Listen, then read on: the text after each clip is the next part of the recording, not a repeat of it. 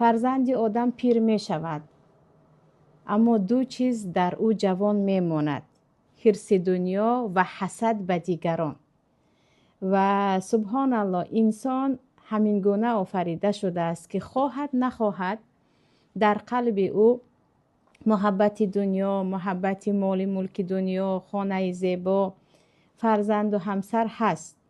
زین للناس حب الشهوات من النساء والبنین والقناطیر المقنطرة من الذهب والفضة والانعام، چخیلی که در سوره آل عمران آمده است. خواهد نخواهد در قلب های انسان ها دوست داشتن مال دنیا هست، ولی آنه که از پی این دوست داشتن می شود و جز هلاکت چیز دیگری نمی بیند. اما کسی که می جنگد با این و تا می تواند خود را برای آخرت و در دنیا خاکسارانه زیستن یا ساده زیستن آماده می کند، چقدر از غم ها و پریشانی ها دور می شود. و این دنیا مکانی هست که انسان های پرهیزگار برای خود، برای آخرت توشه تیار می کنند و برای آخرت ذخیره های خود را در همین دنیا می چینند.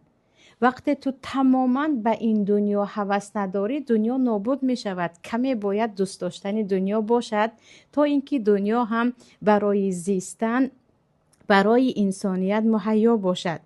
ولی وقتی تو تماما دنیا را دوست می داری و فراموش میکنی که این دنیا خیلی مدتی کم دارد و به اینجا تو آمدی تا اینکه فقط بندگی خودت را به پروردگارت اثبات کنی، میبینی که تو کلن هم دنیا را از دست میدهی و هم آخرت را.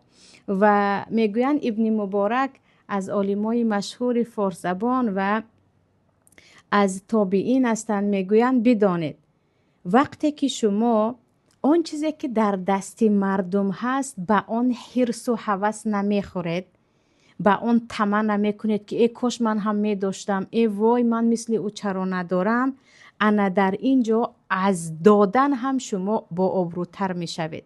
معنایش این است که یک نفری که می دهد باز هم چشم گرس ندارد، او هنوز هم به آن درجه بالا نمی رسد تا زمانی که برابری دادن از آن چیزی که در دست دیگران هست، او از هوس کردن و طمع کردن چشم می پوشد.